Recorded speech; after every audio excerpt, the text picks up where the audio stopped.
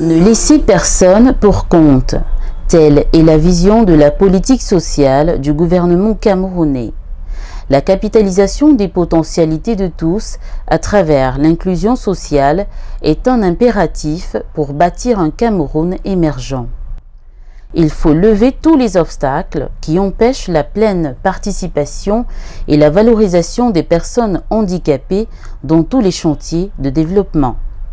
Le Centre national de réhabilitation des personnes handicapées Cardinal Paul-Émile Léger des Touguébé concourt à cet idéal par l'éducation inclusive, le sport, la formation professionnelle, les appareillages et bien d'autres activités.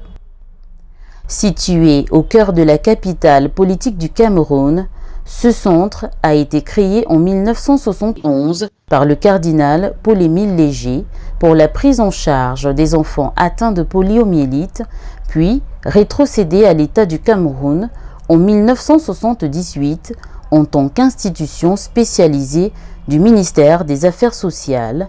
Le centre est érigé depuis 2009 au rang d'établissement public administratif. La structure, qui jusque-là était destinée à accueillir uniquement les handicapés moteurs, va ainsi voir ses missions étendues à la prise en charge de tous les autres types de handicap, à savoir les déficients visuels, auditifs, les handicapés mentaux et les polyhandicapés. Au fil des années, l'on a assisté au délabrement des infrastructures et équipements, voire à un déficit de ressources humaines de qualité. À titre illustratif, les audits réalisés respectivement en 2013 et 2014 ont préconisé l'urgence de la modernisation de son plateau technique. Ce défi tient à cœur au président de la République, son Excellence Paul Biya, qui a placé son septennat actuel sous le signe de l'intensification de la lutte contre les exclusions sociales. Dans sa prestation de serment du 6 novembre 2018, le chef de l'État s'est engagé à consacrer tous ses efforts pour une meilleure protection des personnes handicapées. C'est ainsi qu'en phase avec la Charte des Nations Unies, le Cameroun a lancé le projet de rénovation du Centre national de réhabilitation des personnes handicapées, Cardinal Paul-Émile Léger, en vue de densifier l'offre des prestations dans la gestion des traumatismes sportifs, des accidents de la voie publique, la prise en charge des rescapés de la guerre dans les régions du nord-ouest, du sud-ouest et de l'extrême nord du Cameroun. Seront également intensifiées la chirurgie orthopédique et traumatologique, la rééducation polyfonctionnelle et la prise en charge psychosociale. Dans cette perspective, la modernisation du CRNPH a été inscrite au portefeuille des projets devant bénéficier de financements extérieurs dès 2020. À cet effet, et sur haute instruction du président de la République, le ministre de l'Économie, de la Planification et de l'Aménagement du Territoire a signé le 20 décembre 2020 avec la Banque marocaine du commerce extérieur un accord de près de 25 milliards de francs CFA. Il s'agit d'un premier décaissement devant servir au financement de la première phase du projet sur un montant global du prêt qui s'élève à 37,5 milliards avec une contrepartie de l'État à hauteur de 9,5 milliards de francs CFA pour un coût global du projet de 46 milliards.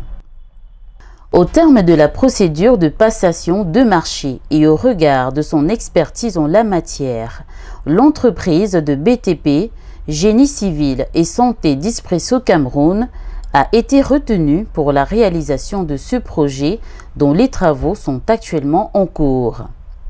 Elle se chargera de l'aménagement complet du centre, la fourniture du matériel médical et biomédical, la formation du personnel à l'utilisation du dit matériel et le suivi de la maintenance. Au plan organisationnel, La maîtrise d'ouvrage est assurée par le ministre des Affaires sociales avec pour maître d'œuvre CEITEX-Arles sous l'accompagnement du ministère des Travaux publics et du ministère de la Santé publique, tous deux ingénieurs de marché. Le contrôle qualité est quant à lui assuré par le bureau Veritas. Afin d'assurer un monitoring efficace de la réalisation de ce projet, le Premier ministre a, sous l'impulsion du chef de l'État, mis en place un comité de pilotage et de suivi intersectoriel avec en son sein une unité opérationnelle chargée de la coordination technique des opérations au quotidien. De manière concrète, le projet de rénovation du CNRPH Cardinal Paul-Émile-Léger comprend 5 principales composantes. La première comprend la construction de 7 nouveaux bâtiments et aires de jeu.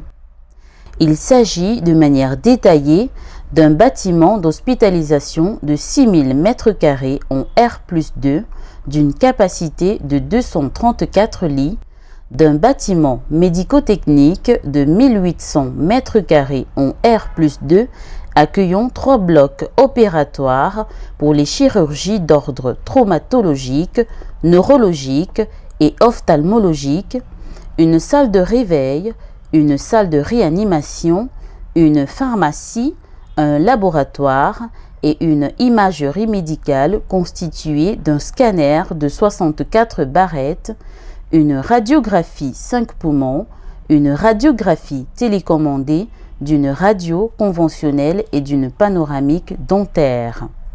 La troisième infrastructure est un bâtiment administratif de 2000 m² en R+3 composé des bureaux de personnel, une salle de conférence et des salles de réunion. Le quatrième bâtiment est un centre de formation professionnelle en kinésithérapie et appareillage médico-sanitaire. Il s'étend sur 2000 m² en R+1. Le projet de rénovation comprend également une résidence d'astreinte de 250 m², une école secondaire inclusive, un atelier circulaire pour la formation aux métiers d'insertion professionnelle, d'un local d'incinérateur de 200 m² pour le traitement des déchets hospitaliers et d'un mur d'enceinte en béton armé 1100 mètres linéaires. À tout ceci s'ajoute la construction de 2 aires de jeu de 250 m² chacune, adaptées aux personnes handicapées. La seconde composante consiste en la réhabilitation des anciens bâtiments, une douzaine au total. Elle prend également en compte l'aménagement des voiries et réseaux de distribution, la fourniture et la mise en fonctionnement des pylônes et équipements pour énergie solaire, les candélabres et équipements alimentés par panneaux photovoltaïques.